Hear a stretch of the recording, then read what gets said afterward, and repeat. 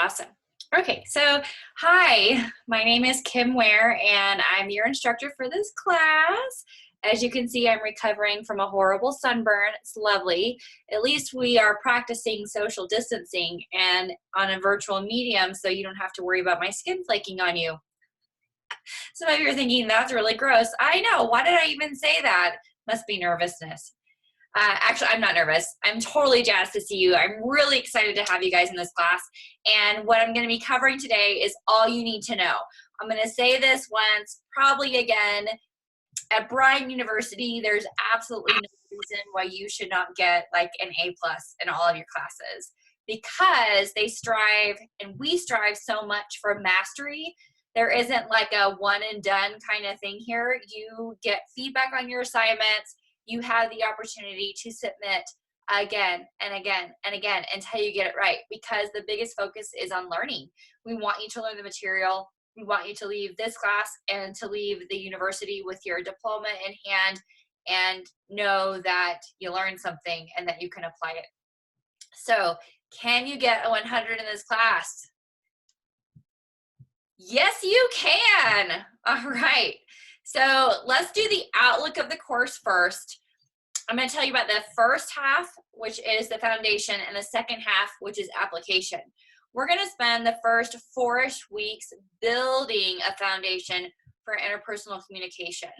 Before you can communicate with another person, you have to learn about yourself, which is why we spend time in the beginning doing this self-concept and worksheet plan.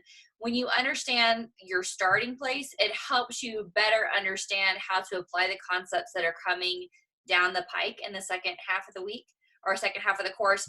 And I'm also going to give you some theoretical applications. One of my very favorite is the first one that you're going to look at, which is Schutz's theory of inclusion, control, and affection. And I'm pretty confident that you're going to start seeing that pop up everywhere in your life and you had no idea. And it's just a really pivotal theory, along with some other stuff that we're going to look at. So first half, foundation. Then, just like building a house, we're going to work up from there and start applying things. We're going to learn about conflict. We're going to learn about relationships, different types of relationships, from workplace to friends to family, and also even seasons in relationships, from being young, middle-aged, and older. Interpersonal communication is really about the study of how we communicate with another person. So we're not looking at small group, even though we are going to look at family dynamics.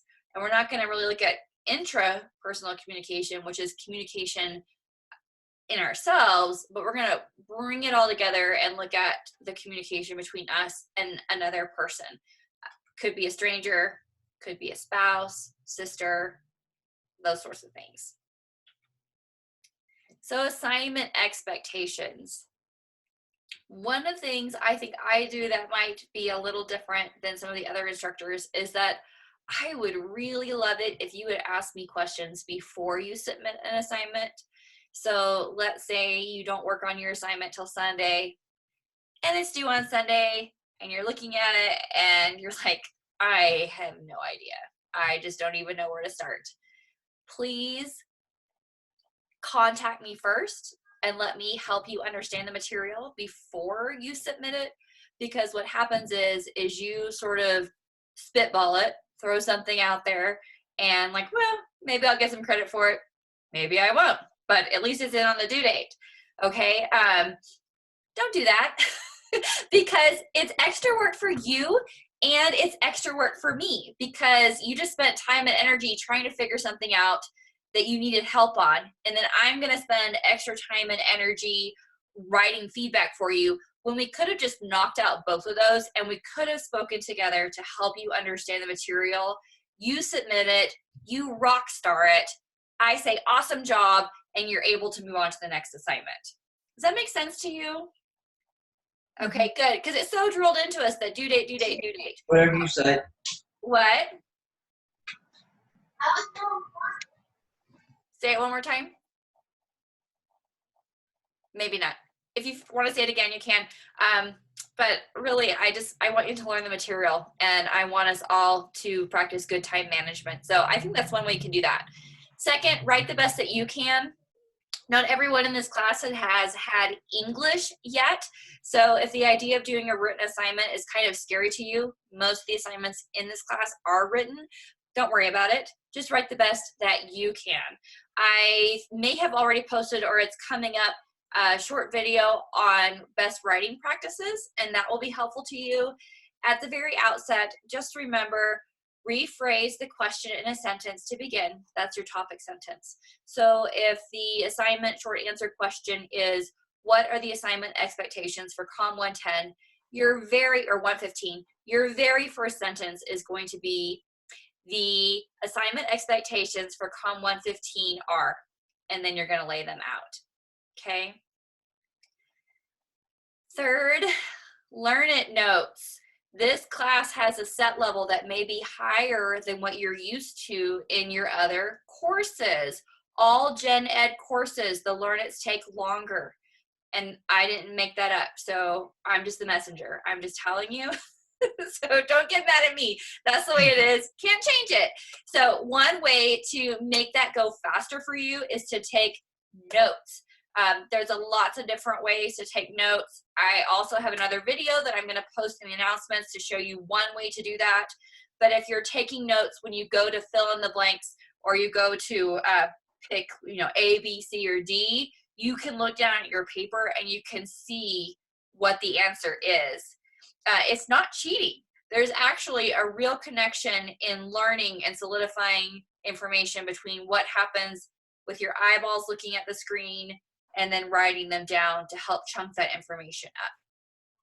Finally, assignment expectations, late policy. Again, I am for you. I want you to learn. Can you get a 100% in this class? Absolutely. But that happens because of two things. One, you resubmit assignments for mastery. And second, you do turn in assignments 1 through 3 before the end of week 4. What? And assignments 4 through 7 Are you talking? for week 8. Jeez, if there is. Okay. So just make sure that you're doing that. Reason being, there's no way you can learn all the material if you wait until the last 2 weeks of class and you just shove stuff in. You just can't. You won't retain it. And it's not what you paid for when you paid for this class. So make your money work for you. Make sure you do all of your assignments 1 through 3 before week 4 and 4 through 7 before week 8. I do understand that extenuating circumstances come up. So just communicate with me and let me know. I'm happy to work with you. Moving on, response time. So I just mentioned I'm happy to work with you. Indeed, I am. So here's what you can expect from me in response time for written communication. Backtracking, when it comes to assignments, Brian gives me 5 days to respond and grade your work. I generally try to take no longer than 3 days or 72 hours. So just be looking for that. If it goes beyond that and you feel like maybe I've forgotten about you, don't hesitate to message me and be like, hey, where's my grade for my paper? Kind of want to move on to the next assignment. I'll be like, shoot, I'm sorry. And I'll get it to you right away. Now, when it comes to email communication, Canvas inbox, and text messaging, try to give me 24 hours. Everything comes through on my phone, but you know how it is when you've been working like all day and your brain turns off a little bit? Yes? No? Yeah, like All the time. You just wrote a paper? Okay, good. Definitely. You, Courtney.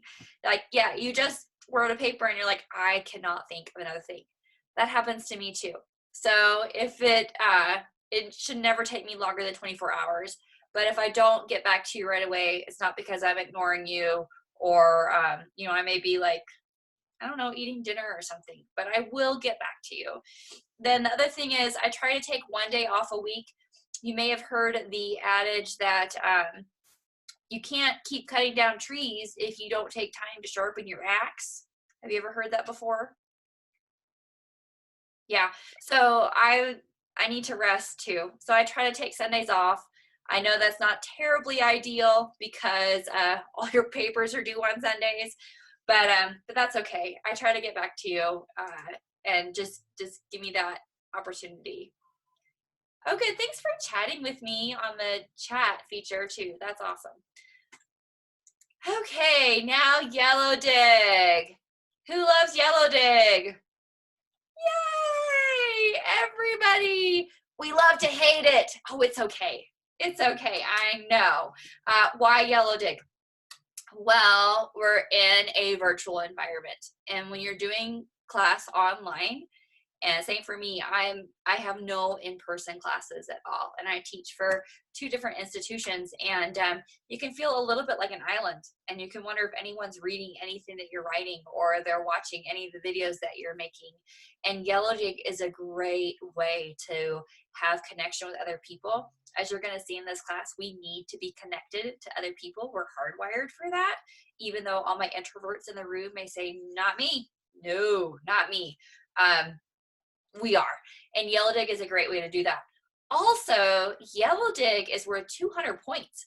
This is a 1,000 point class, which means that 20% of your grade is coming from Yellow Dig. And it's really the easiest grade 200 points that you can get.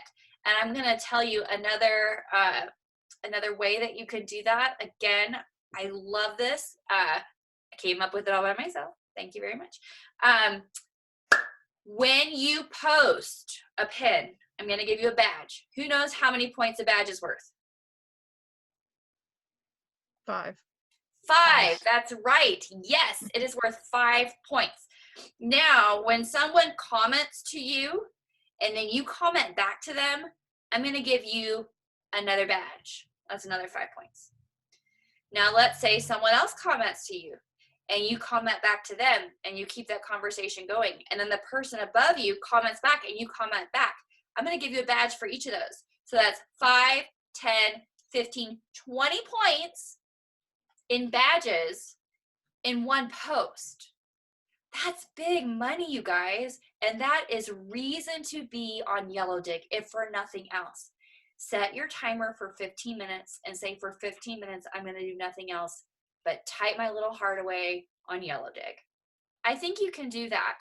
And if 15 minutes is too long, set it for 10. Go down to 5 minutes if you need to. Just go comment on a few people's. There's no reason why you can't get all 200 points in Yellow Dig. Also, along with that, that 35 minimum or 35 maximum is what you can earn on your own, but that doesn't include the badges that I can give you. So like literally I've had people get over 300 points and it's awesome. So I really encourage you to do that. Can you explain the badge thing again, Kim? Sure, I absolutely can. So you do a post. Okay, so here, let me, I hold up a piece of paper. Can you see that? Where are my visual learners? I'm a visual learner. Okay, good. So you do, this is your post, okay? I give you a badge for your post. Then you have someone comment. They comment. And you're like, yeah, I really love what you said. And so you go and you comment underneath of them. Okay, so your pin, their response, your response back to them. I'm going to give you a badge for that response.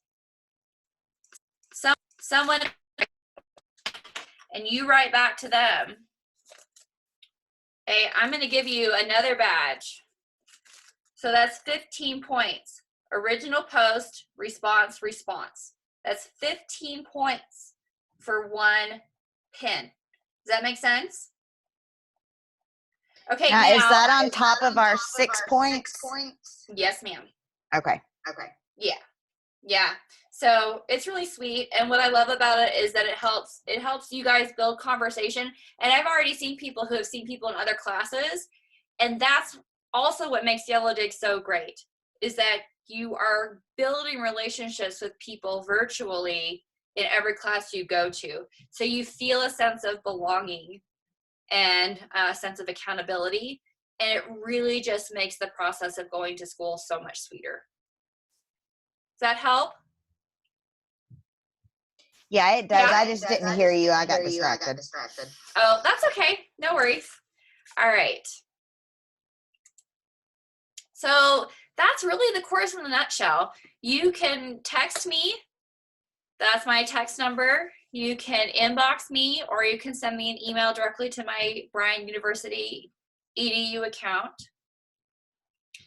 And it's really a great class. I've had nothing but positive feedback. If one thing I wanted to mention, in week 5, we're going to talk about how this course relates to your specific career field. But just so you know, a comm class is a prereq class in every institution. So as you get through it, I'm confident you're going to see why it's applicable, not only in your professional life, but in your personal life. Sidebar, the next live event is going to be on May 13th at 3 p.m. Mountain Standard Time. And I'm going to give you a crash course in public speaking. You won't want to miss it. Can you repeat that for me? It's May 13th at 3 p.m. It's also on the live event page. So wherever you are now, Mountain Standard Time is 3:16.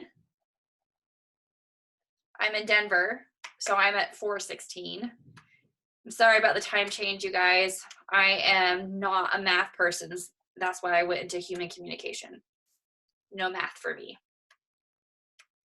It helped when you posted like the time zones in your announcements. That helped me.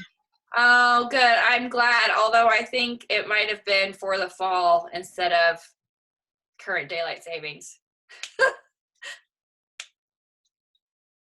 All right. Anything else, everybody? Any other questions? I have one because I didn't see this on my like in my web thing. I didn't see it. Like it's not coming up, but like my other class is showing my web time, but on this one it's not showing anything for me. So I didn't know. I'm sorry. It's different for Gen Ed because the instructor selects the time and the day, so it doesn't automatically populate. So you have to go to the live events tab in the class to see it. And that's on your homepage. I thought I did that, but okay, that's fine. But you said the next one is not to May anyway, right? May 13th. Yes. So that's fine. Okay. Yes. And you sent a text like you did today, so that's how I knew it. It's okay. I will. Okay, good. Okay. All right. Well, that's all I have. I really appreciate your time. Thank you so much.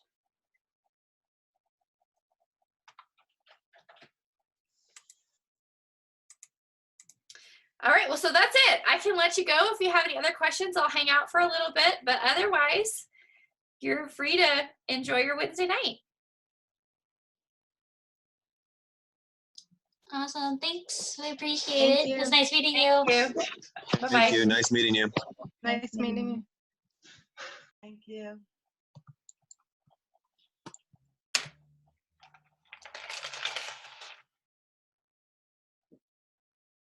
I think I'm good. I just I have the